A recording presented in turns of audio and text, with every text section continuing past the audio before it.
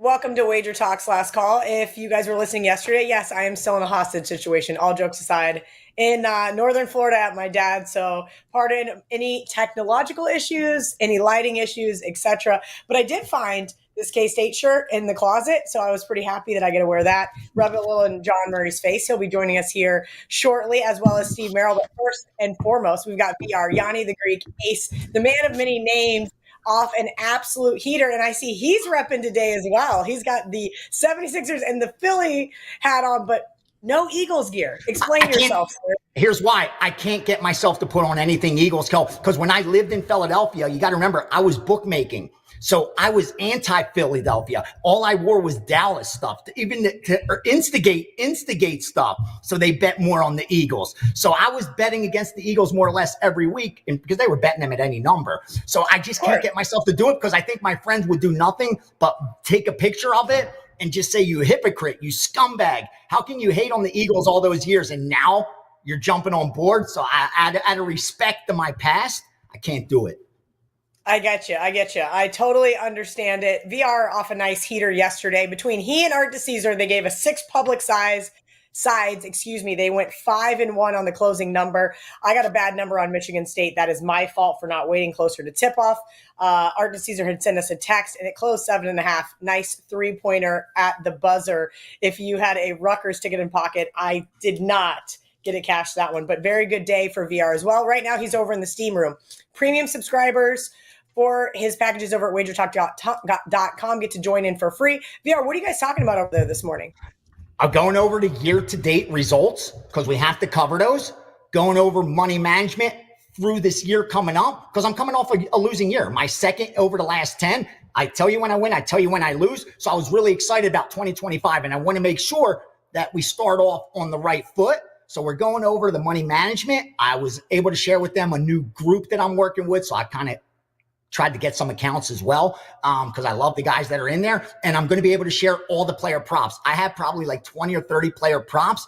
A lot of them, lines will be available, won't be available. So I can't use a lot for, obviously, subscribers, and I'm going low volume, but they will be able to get all of that. So if they have an opinion already, they'll help confirm it. Or if they're opposite, they could take a step back and maybe, revisit it, go over it again. So we're going to go over all in depth, both games. And of course, any college basketball that comes in, because there's only one NBA game. I haven't seen anything. I haven't really gotten anything in college basketball except being able to share what the public's already doing, because they're doing the same thing again today, Kel. They're tying in these early college basketball games with the later NFL. They were doing it yesterday, hoping to get not a free bet, but a bigger return on their bet for the conference championship by tying in some of those games yesterday. You know what I mean? They would parlay it with today's game. So if they hit yesterday's basketball game, now they have more pending on the outcome of the championships with not having to place as big of a bet or even having to come out of pocket more now. So I saw a lot of that yesterday. I saw a lot of that actually throughout the week. And today it's been nothing like that because I'm like, oh my God, there's not even much straight bets at all in the book for me to conclude like, okay, there's 5x the public money on side A than side B. You don't see it because it's all tied into parlays. So a ton of parlay action, that much is for sure, tied into both these championship games. All right, tell me what we're kind of seeing from the public side here on the college basketball slate, because it did do so well yesterday. I am curious because I'm going to be honest with you, VR. I've got the Bills tied in with a teaser with Ohio State from Monday, and I'm just kind of like, I don't love any of these games. And maybe we'll get into some teasers here in a minute. And then we'll get obviously some sharp action from John Murray over at the Westgate Superbook. But as it sits right now, what are you kind of seeing in regards to some of that college basketball action? I know there's not a lot going on today, but there's a few games that have I've got on my radar. I'm thinking, do I have to hold my nose, close my eyes, and bet some of these ugly dogs? Oh, there's enough. Yeah, you're absolutely right. There is enough. Here's the one. This is the craziest part. This is the one getting the most action. I haven't looked at the matchup myself to see why they're doing it, but Army versus Navy. Army is tied into so many more parlays and even some straight bets. That's the one game that's actually getting straight bets on Army. Army minus the points, Army on the money line. For example, I kid you not, I'm not going to lie, on a Sunday, we go to church on Sundays. There is 4 or 5x the amount of money bet on Army than in the Maryland, Indiana game, than Nebraska, Wisconsin game. They have more risk on Army for whatever reason. It's early now. It's early. But they are betting Army, again, like they have tomorrow's newspaper, and that Wisconsin side. Wisconsin is actually the most money. Now, not the most tickets, but the most money.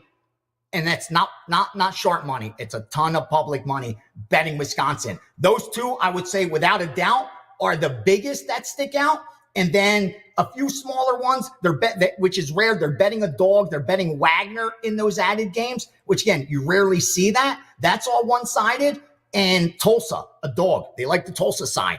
You rarely see that much money on a dog. And finally, in that big spread, Oklahoma State, Texas Tech, they're taking the points again, but not as much. And again, that one's a little later, so that can change. But I would trust for sure the Wisconsin, the Army, and then the Tulsa. Those are the three that stick out the most as one-sided public money that I think the books are going to be cheering against.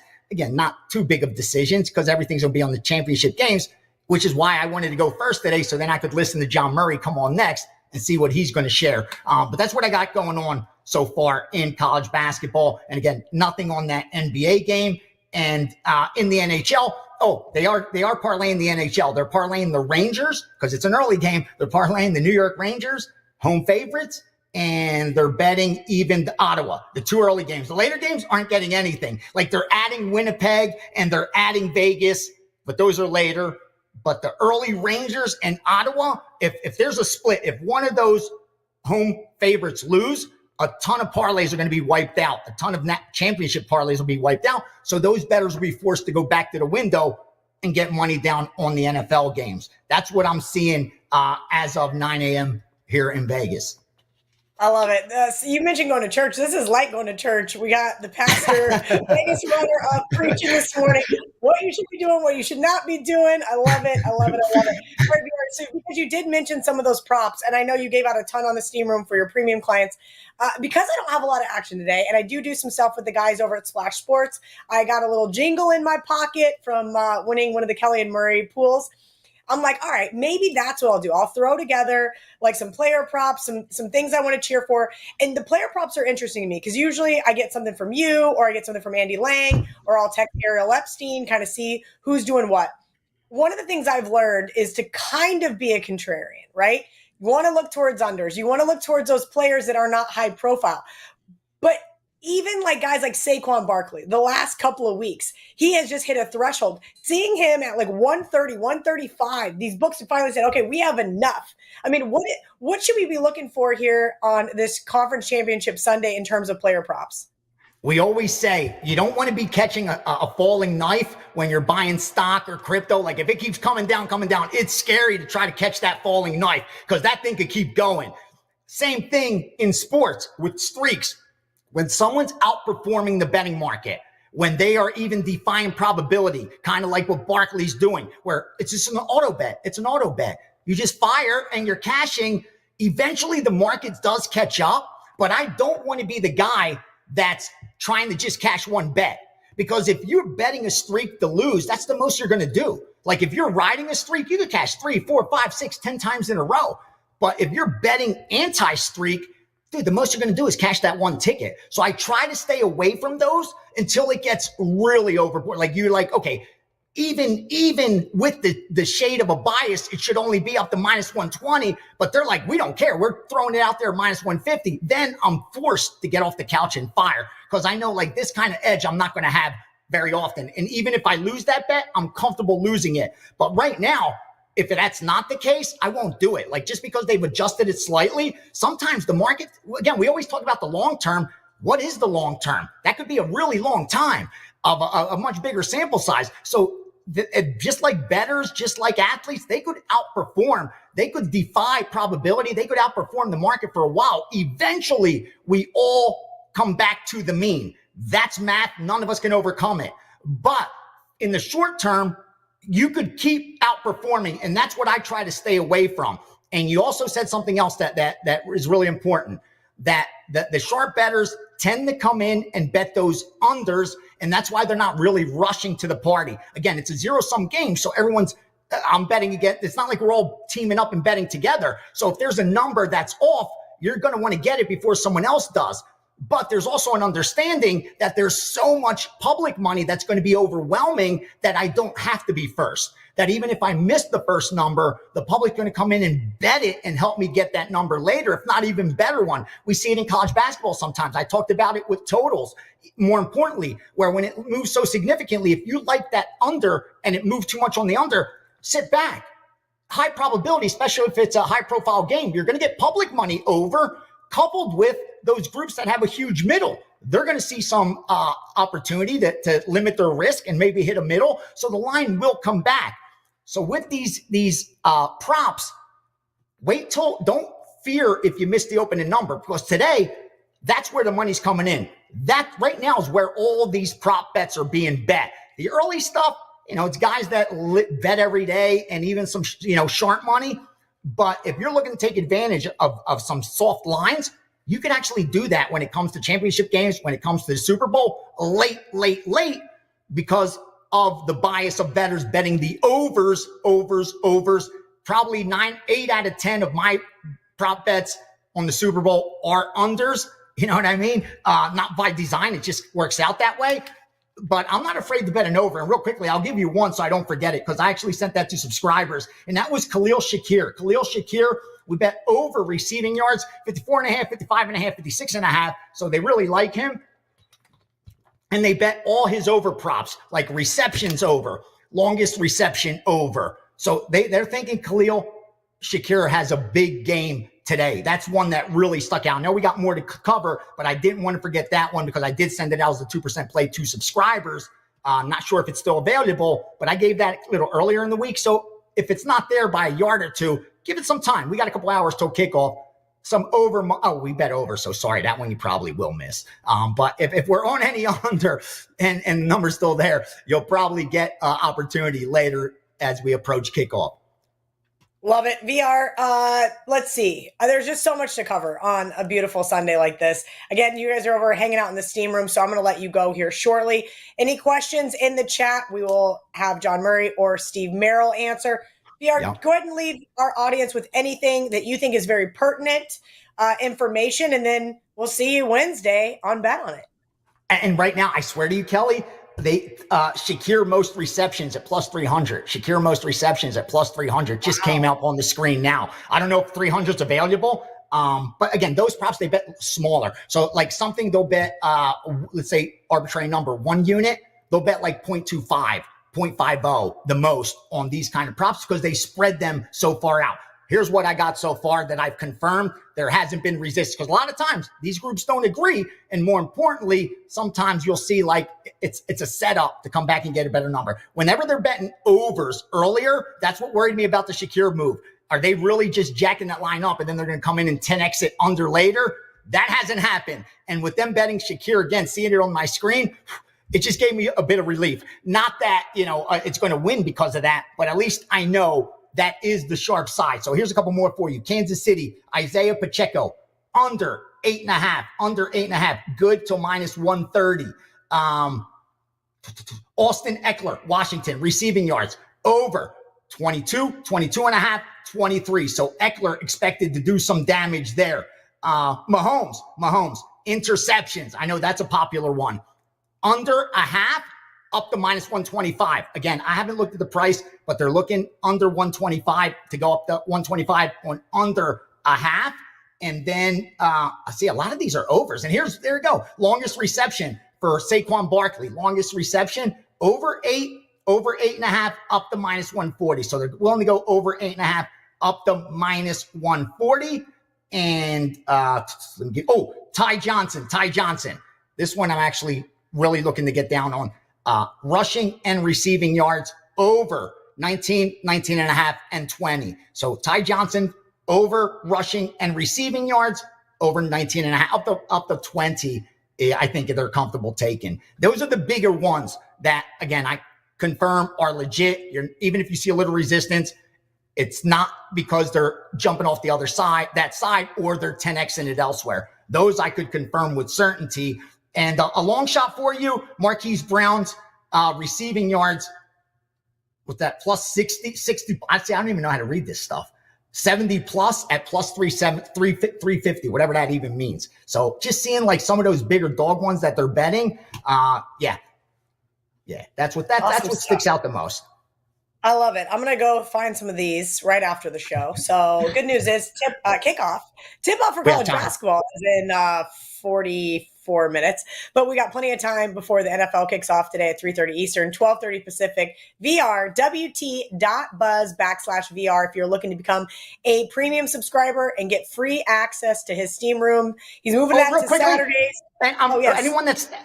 Anyone that's with me for the year after the Super Bowl, I'm doing a blackjack course. So anyone that's with me for a year gets it for free. I'm putting it together with WagerTalk because so many people are interested. So I'm going to and they charge like $5 for that course. I'm going to do it for very, very, very, very cheaper than that. But anyone that's with me for the year, because since we already have the system set up with the Steam room, I'm going to do a blackjack course. So if you're with me for the year, you'll get that for free. I was there with Bobby the bookie, Gianni Detroit, and VR getting a live blackjack course at the Mandalay Bay, and we all got told, "Sorry, you guys are leaving. There's no more here at the Island table."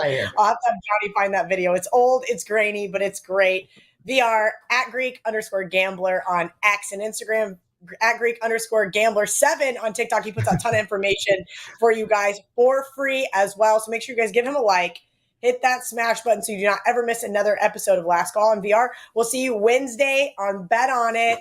Thank you. Thank you for hanging out with us. Always appreciate the time and the insight. We also appreciate John Murray, but he's forced to be here because, well, we love the Westgate Superbook, and I made some phone calls and said, I need John Murray here every single Sunday for all eternity. He's happy to be here, except for his team lost yesterday. That's why I found a purple shirt in the bottom of my closet at my dad's house just for him. Woo! What a win finally by the Wildcats. And it feels really good, John Murray, considering they haven't won a game in like 14 weeks. You wore that just to make fun of me? That's the only reason you're wearing that shirt? Yeah. I found it in the closet behind me. That's classy. And I thought, you know what? K-State looked good yesterday for a better part of that game. I thought they might choke it away there at the end. But you don't really care about basketball. You don't really. You're a soccer fan. You're a Redskins fan. Like you're not even wearing Commanders gear today. I don't own any Commanders gear. I've never purchased any Commanders products. I do have a lot of Redskins stuff at my house. I don't know. I'm not wearing any Commanders gear. I don't know. Why would I own something like that?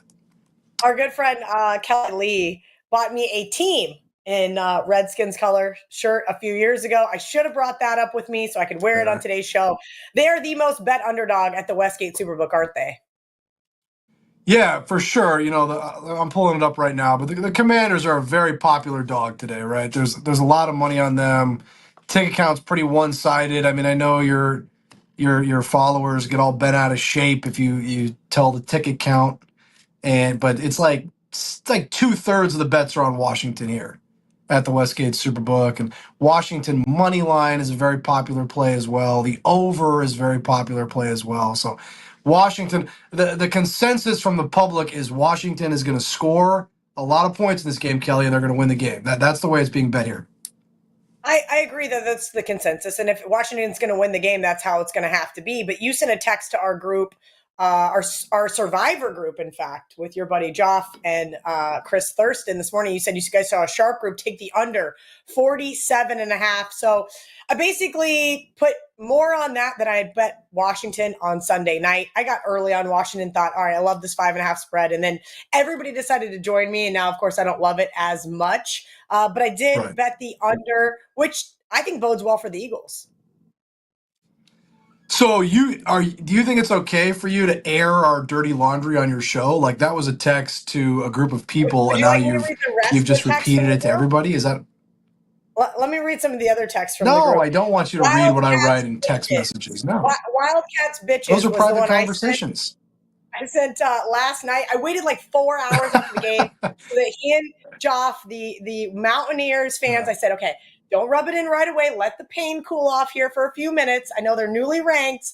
And then I had to send in, just remind you guys that even though my team sucks, they still beat your team. Well, we're not as emotional as you. Like a regular season college basketball game doesn't really matter. I mean, like I'm not really that concerned about it. So let your game, the NFC game, Philadelphia -5.5 was a really sharp bet on Monday. That's why you saw the market go up, KIV. So it went to 6.5. It was at 6.5 pretty much all week. But there's so much Washington support. You saw the market go down to 6. Can the public move the market? Yes, in a game like this, because there's so much money on this game. So at some point, you have a responsibility as a bookmaker. It's like, yeah, it's just the public, and maybe I don't like that side, but we can't be too overloaded on one side, right?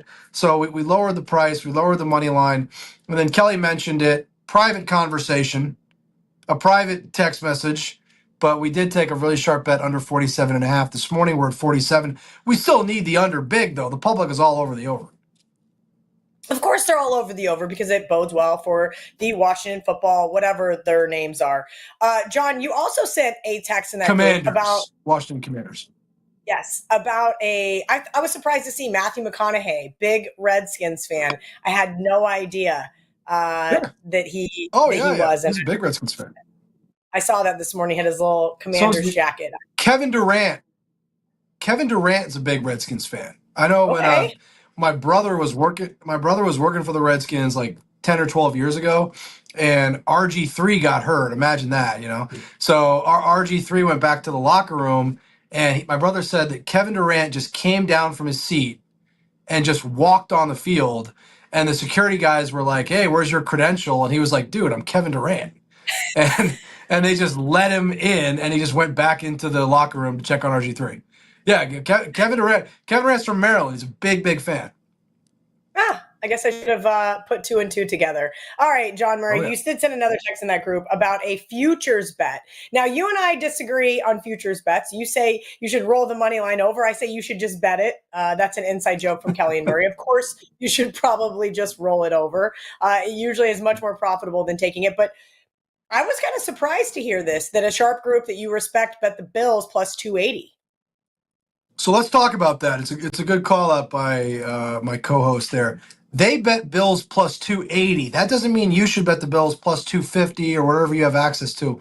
We've got a very, very favorable Super Bowl position on Washington and on Buffalo. Not so much on Kansas City and Philadelphia. So we're looking for a bet on Buffalo. We got it this morning. We're looking for money on Washington. So apparently plus 280 was the buy price for that group, a very sharp group, took the Bills to win the Super Bowl at that price. But that doesn't mean, again, KIV, that you should take them at less than that. You know, we intentionally moved those numbers up, trying to write a bet, and we found it.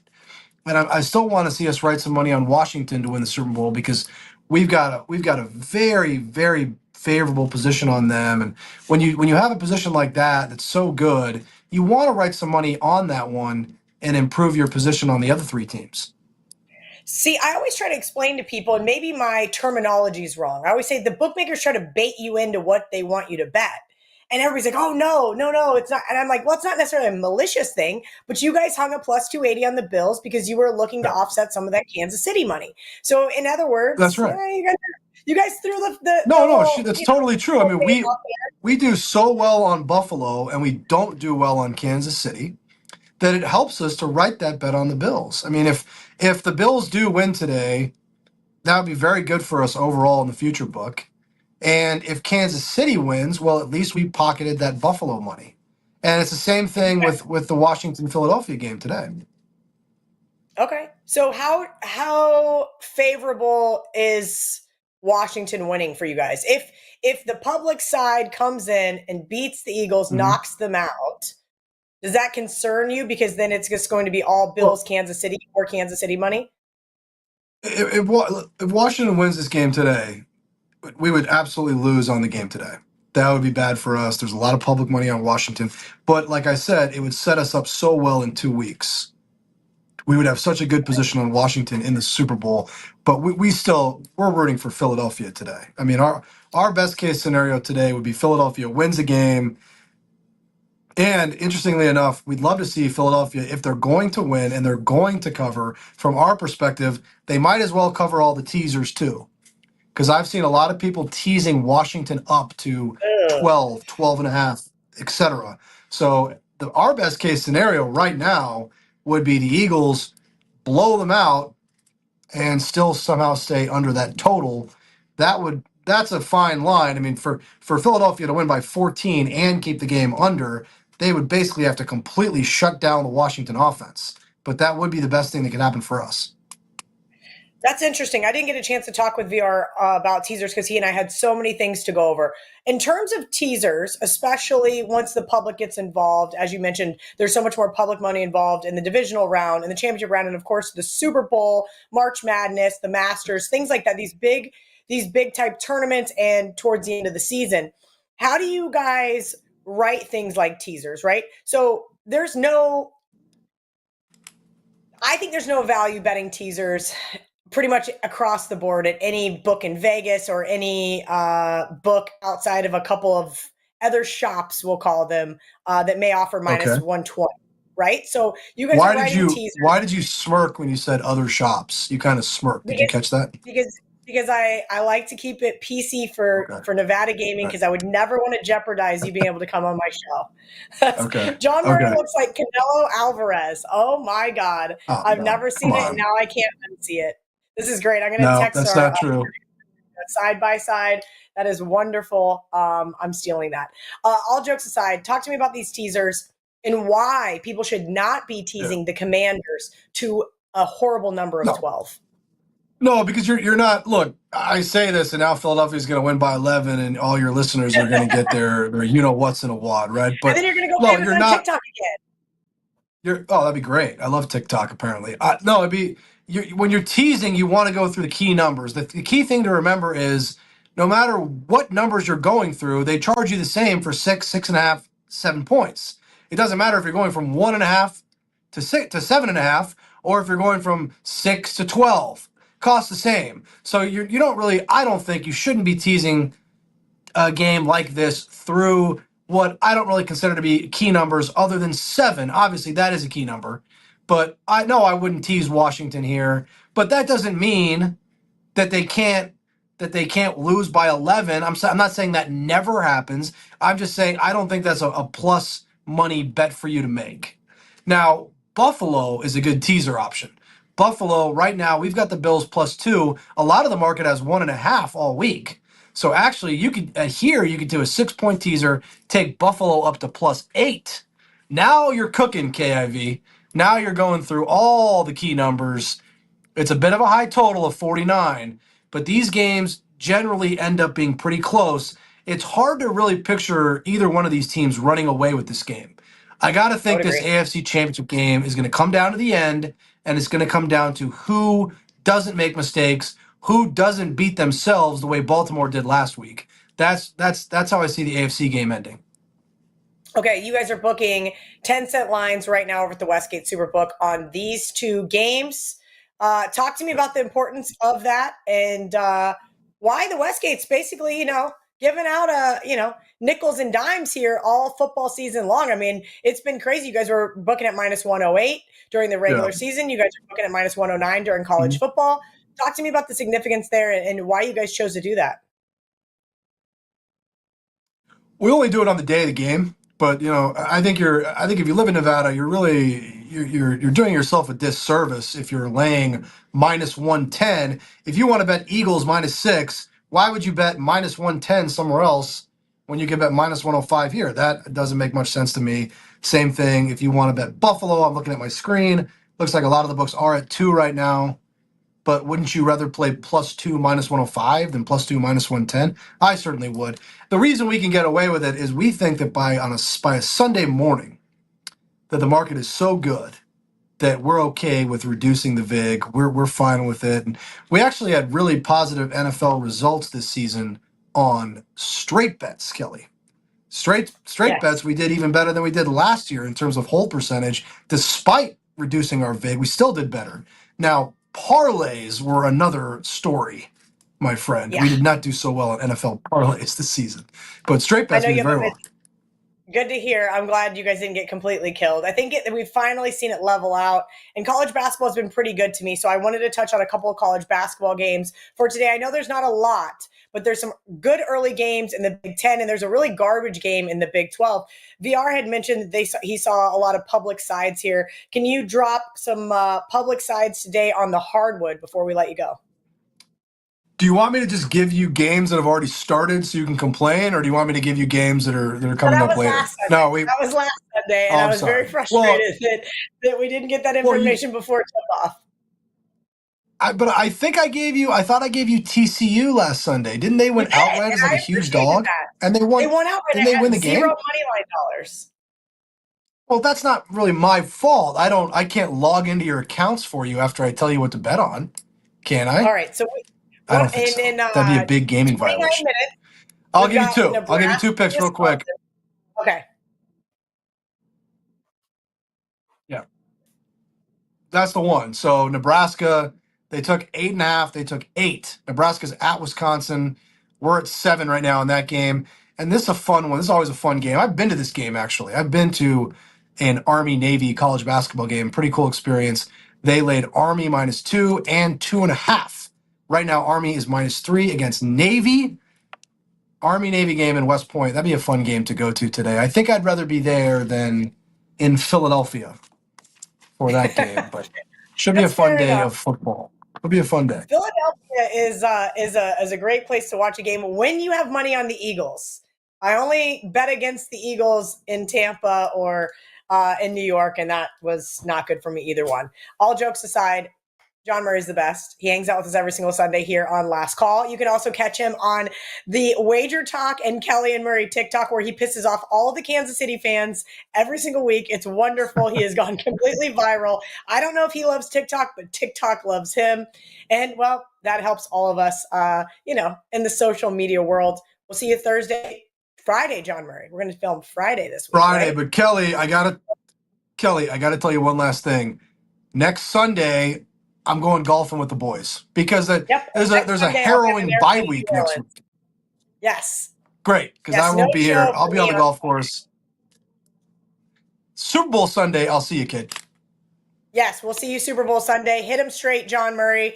We'll talk to you on Friday. Let's bring in Steve Merril. Sorry, guys. We went long with VR. We went long with John Murray, but that's because I thought there was a lot of really good information to be had. And now, the wonderful Steve Merril is also a Redskins fan, is also going to take all of your questions. So if you guys have questions, I love it. You guys might as well just put it on, Steve. Just wear the hat for the rest of the show. I think it's wonderful. All jokes aside, go Commies. I really hope they win today. I know that everybody is on them. So let's just get started on that game. Let's hear it. Talk to me about your Washington, whatever the Redskin Commanders are. Messing with you. I'm not muted. Had to mess with her there. Look, I can't say Commanders. Oh, I said it. I was trying to mute myself when I said Commanders. This one I didn't show last week. I showed the banner and the other ones. This one was actually in the background. This is a 90s hat. This is like what Joe Gibbs wore. And I tried to put it on and it broke. It was so dry rotted in the back. It's too tight now. I can't get it to fit. So I will not be wearing it. All jokes aside, if you ever want the nickname to come back, they cannot win the Super Bowl. So that's reason one to root against them. Question is, if they win the NFC Championship, would the nickname never come back? So maybe we can't even root for them today. I'm wearing Eagle Green, not by default. I just pulled this shirt out of the pile. I find it very interesting what John said about the public consensus because it aligns exactly with what I said Friday night into my Saturday Fade the Public video, which is still available here on WagerTalk TV. Watch it after this show. You got a few hours till kickoff. And I did point out that the Commanders were a public dog heading into the weekend. I thought we would see more public money on Saturday and Sunday, which it sounds like. But what's interesting is this line is holding 6. It hasn't come down. So I think you can make an argument there's a sharp square divide on the side in this game with it holding 6, yet the public heavily betting the Commanders. That means the bigger bets, the sharp bets, are on the Eagles. And the other thing that's interesting too, Kelly, is the look-ahead line on this game was extremely accurate last week. Many books had bettable lines on all the possible matchups, and the look-ahead on this game was going to be 647.5, and that's exactly where it sat most of the week. But keep in mind, it briefly opened 5 last Sunday night. So they opened it a little bit lower because the Commanders pulled that upset, which didn't make much sense to me because they had to pull the upset to get the matchup, but the look-ahead lines knew that, and they had a 5-0 turnover hedge. But now it's up to 6 where we thought it would be. Total, though, John talked about that sharp money move that came in on the under. Public is also leaning towards the over, and I mentioned that in the video. And I do like the under in this game. I use that as a free play in my standalone video for this game here. You can go check that out, 5-6 minute deep dive. And if you check right as we're doing this show live, the circa just went from 47 to 46 a few minutes ago. You can check down the odds logic screen, also the WagerTalk free live odds screen. So I think we have a sharp square divide on both the side and total here. I know the public has done well this season, but it looks like the sharps are on the Eagles and the under. Public is on the Commanders and the over. I would agree with you. I just found a 7.5 minus 110 at the Hard Rock. So I'm betting Nebraska right now, Steve. So we're going to interrupt the NFL talk because this game does tip off in 24 minutes. So I got to get involved. Talk to me about Nebraska here versus the Badgers. I know dogs this year in college basketball haven't been doing the greatest, but every once in a while we find a nice juicy one and they went outright. Last Sunday, we cashed with TCU. You, me, and John Murray agreed. Do you agree with us here on the Cornhuskers? So it's funny, there are two teams in college basketball over the past couple of months that have been my kryptonite. One is UCLA. We talked about them the other week, how they're kind of bipolar, and they bit me again in a free play video the other night. The other one's been Nebraska. I had them against Rutgers a few weeks ago. They lost outright. They had won like 20-some straight home games, coming off their worst defensive effort of the season. So I was like, this is a great buy spot for Nebraska. They have now dropped 5 straight. They've also lost to Maryland and USC since then. I used Nebraska as a free play the other night against USC. Did not dare use them as a best bet. I'm done with them until I see something different. But they were one of the best defensive teams in the country for like 5-6 games in late December. And if you look at their defensive efficiency rankings, the last 5 games, they've been atrocious. So I just don't know what to make of this team. It should be a focused spot, but it's a road game. I would be very careful with Nebraska and not a team I'm involved with here. I'd probably play Wisconsin or pass. But once again, there will be some value with Nebraska here in the near future. But they got to snap this 5-game losing streak first. Yeah, Ohio State has been my kryptonite all season long, Steve. That team has just obliterated my bankroll. Somebody asked me yesterday, what's your record? I said, I'm 24-20. And 6 of those 20 losses are Nebraska, or Ohio State, excuse me. So I'm done. They're done for a while. I got to see something different from them. Kind of the same way I felt about K-State. And that's why I only took them in the first half yesterday. There's some of these teams that I cannot trust for 40 minutes. If you give me 20 minutes of effort, I will put my wager on it. Now sitting at 28-24 on the season in college basketball. So I'm just cruising, not really making a lot of money, not losing a lot of money, but hoping to get hot here, Steve. You have also been hot. Talk about what sports you've been hot in over at WagerTalk.com, and then we'll get to Brian's question. Yeah, I forgot to send you the update. You know, last week we were joking about that Sunday record. Well, I went 1-0 last Sunday with a push, so we're now 18-2. 18-2-1 if you count pushes. So, yeah, we have swept the board on 6 of the last 7 Sundays, 18-2 Sunday run. And I do have 2 strong best bets for this Sunday available right now at WagerTalk.com. You can get there quicker with that shortcut you see on your screen, wt.buzz/SM. And don't forget, you can still get 7 days for $77. That's all sports, college and pro basketball, and the NFC Championship games today. Also get a full year for about $1 a play with promo code SM365. All the details are on my page. You don't have to memorize the promo codes. Go there right now. Steve Merril, WagerTalk.com. I love it, Steve. Let's get into the questions here from the audience. Brian Benor wants to know thoughts on a 4-game parlay of all 4 quarterbacks scoring a rushing TD. Oh, boy. Now, here's the thing. I absolutely think Jalen Hurts, Jaden Daniels, and Patrick Mahomes could score a rushing touchdown. But here, I feel like Josh Allen has really tightened it up this year. He's throwing less interceptions, and he's putting his body on the line less. Talk about that. I know you're not a big prop bettor, but Brian, I absolutely can see this going 3-4 and you just being completely devastated. Yeah, he's not going to win this. But at 50-1, you only got to win 2% of the time to be right. You can lose. How nice is that, Kelly? You can lose 98% of the time and break even. It's not a bad deal. When I first heard that, I was like, no way. But then you start analyzing the quarterbacks, like you said. You've got Jalen Hurts, who's a touchdown machine on the 1-yard line. You've got Jaden Daniels, who moves pretty well.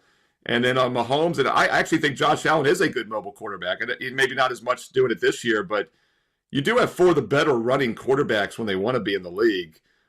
Put it this way, I would not play no at minus 5,000. So the plus 5,000 is the only way to play it. They're also not offering that option, obviously, for a good reason. But bigger picture, we joke about how bad parlays are for you, and they are, and teasers in general aren't good bets unless you do it right. But the nice thing about parlays, and especially long shots like that, is the risk reward isn't bad. And you can have fun with it. and you're getting action in both games. You can put $1 on it, and win, what is it, $50. So it's not a bad deal. Hey, there's nothing wrong with having fun with sports betting. Just set that aside from your real bankroll and have a fun bet bankroll is what I call it. Absolutely. We see people call them coffee bets, pizza bets, whatever. Yeah, I always tell people bets, with my 3-team money line parlays, right? I throw $100 on them. I've got 2 or 3 dimes on each side, but that $100 just in case all 3 went outright feels so damn good. Have not hit one in 2 years though, so it's about time because, as you mentioned, when they're above 50-1, you only got to hit them 2% of the time. We hit 2 back-to-back in 21. We hit 2 back-to-back in 21. So I need to hit a couple more of those to keep it rocking and rolling. Get me through 2030 at least. B Daddy, one of our loyal listeners here. Yep. Bill Sandoval under 24.5. I'm guessing yards. Buffalo first half. Ty Johnson over 20.5 rushing yards. And receiving Mahomes over 22.5 rushing yards and plus 7.5. B Daddy likes to talk in code. So I'm not quite sure. Steve, any kind of prop bets that you notice that correlate when you like a side? Is there anything that will get you to the window on some of these? If you like the Bills, does that correlate to, as John Murray said, the Chiefs, beating themselves similar to the Ravens? So a Patrick Mahomes interception, or possibly one of those big receivers, let's use Travis Kelce, going under the receiving yard. So any of those things tend to correlate for you? Yeah, Big Daddy and Bill Sandoval, 2 of our loyal viewers there. As far as the props, exactly what I was going to say, Kelly. I mean, you have to look at correlation, and you have to kind of. We always talked about this a lot for the Super Bowl, right? But now with legalized sports betting everywhere, we can do it every week in the NFL because props are galore. And when you and I started, a decade or 2 ago, you couldn't find props on anything until the Super Bowl. And the disclaimer I always give is that, first of all, don't overexpose your bankroll in the same bet multiple times by accident, because however you think the game is going to play out is going to correlate to how you play the props. Turnovers are interesting. I'm glad you brought that up in this Buffalo-Kansas City game, because I didn't even realize this till I was doing my standalone video here, which is up on WagerTalk TV, my deep dive. The last time the Chiefs had a turnover in a football game was when they lost to the Buffalo Bills back in Week 11. And Patrick Mahomes threw 2 interceptions in that game, which is very unusual for Mahomes. Now, granted, it was a road game. He still had 3 TD passes, and he still had a QB rating over 90. But they lost that game 30-21, 2 turnovers for the Chiefs, 2 interceptions for Mahomes. They have not turned the ball over in the last 8 games since, even that garbage game against Denver. No turnovers in 8 straight games. And you would think, well, they're due. But then again, Mahomes going into last week had never thrown a pick in 6 divisional games. Now it's 7. I think he only has 2 interceptions in his conference championship history. He's got like a 90% completion rate. Josh Allen, though, is just as good. The Bills have 1 turnover in their last 7 games total. So the last 7 weeks, these teams have 1 total turnover. And it's not a fluke because interceptions are somewhat predictable. Turnovers probably decide this game if either team has one. And once again, as you know, predicting turnovers is very difficult. But I do like the over in this game for that reason. When 2 teams take care of the ball, the drives continue, more big play opportunities. And this was the one side or total that wasn't very public. By the way, the public is on the Bills in this game, just like they are the Commanders. We got public dogs in both games. A little bit of a sentiment towards the over, but we get that every week in the NFL. So I don't mind stepping in with the over in this game. I think under Commanders makes sense. You're definitely fading the public on the sharp side there. But Bills Chiefs, the first one got to 51 with 2 turnovers. I rescored it on the drive charts in the mid-50s. And I see no reason why this one doesn't get up and over. And by the way, it's going to be clear. No wind, no precipitation, just cold. That won't bother either team. Yeah, these teams are built for the cold, especially, both of them actually, because Kansas City had one of the coldest games in NFL history last season.